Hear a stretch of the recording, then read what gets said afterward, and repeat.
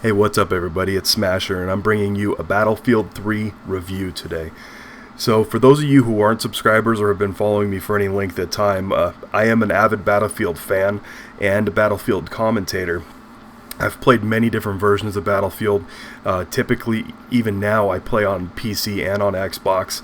And so I want you to know that ahead of time. I'm not some maniacal fanboy, and actually I consider this a pretty fair and balanced review.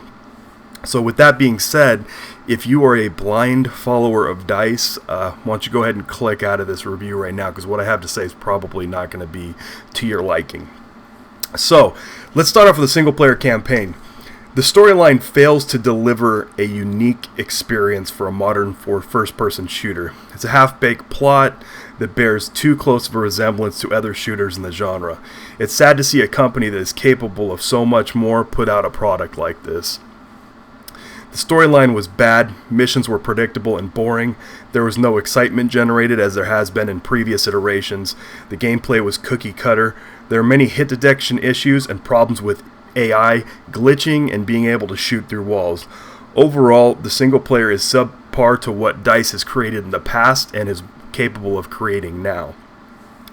I gotta say, I was really disappointed with it, and that's just my take on it.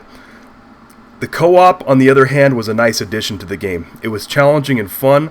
I thoroughly enjoyed the 6 missions and getting all the associated achievements. I hope that they drop some more via DLC in the upcoming future, because they were great. They're good fun, and if you haven't done them yet, I highly recommend them. There are also some lag issues when playing co-op, and I'm hoping that DICE patches that and addresses them with a future update. So that's single player and co-op. Now on to graphics. Graphics on the PC were utterly and completely amazing. I was able to play with my computer on the highest settings, and I was awestruck. It's gorgeous, absolutely amazing. Graphics on the console are abysmal. This is more of an issue with the fact that the Xbox is an outdated 7-year-old computer.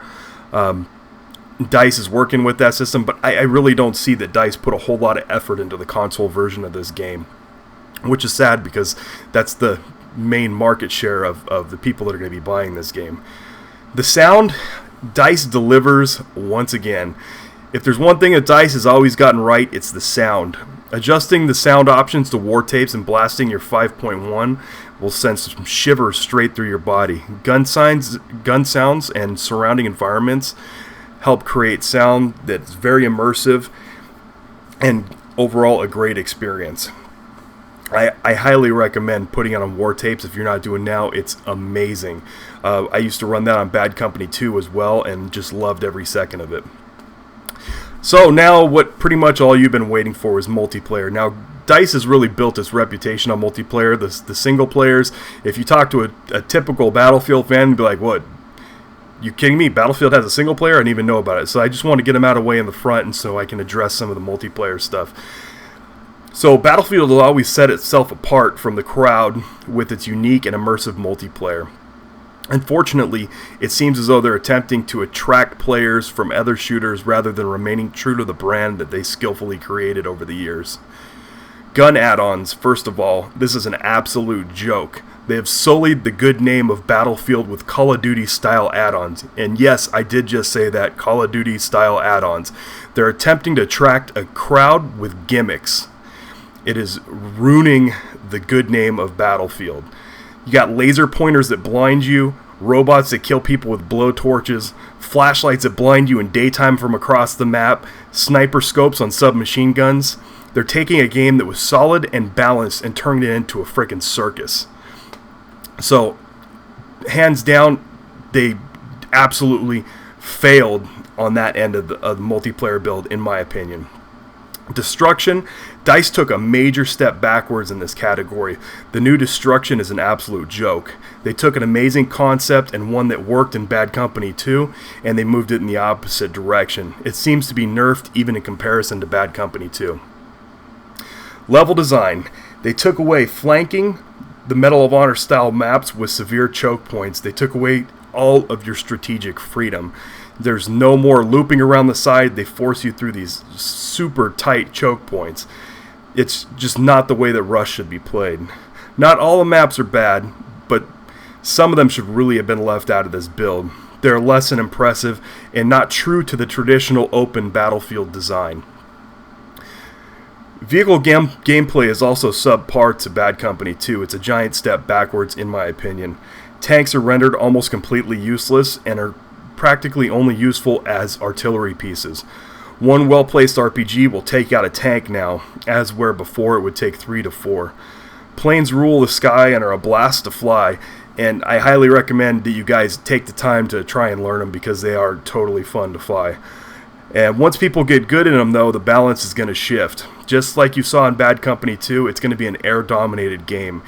Helos are quite a bit more difficult to fly than in Bad Company 2, for me personally, but they're a valuable asset to those who can do it well.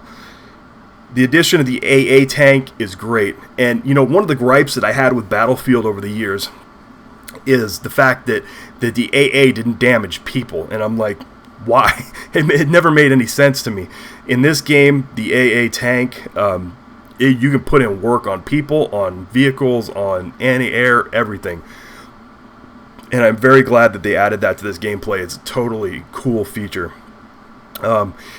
Gameplay balance, I was really impressed with DICE's ability to balance the gun straight off the bat. Now, I know everything's not unlocked yet, and you know, I've got the good majority of the guns open already, and for the most part, everything in a class hits just about as hard and shoots relatively close in damage-wise. I haven't noticed a big difference. I'm still waiting for folks to pull out damage charts, and I'm sure somebody's going to do that in the relatively near future, and we'll be able to see actually what the damage is. But it seems really balanced, and I'm fairly impressed because Bad Company was not. There were guns that were glaringly better in the beginning than in Battlefield 3.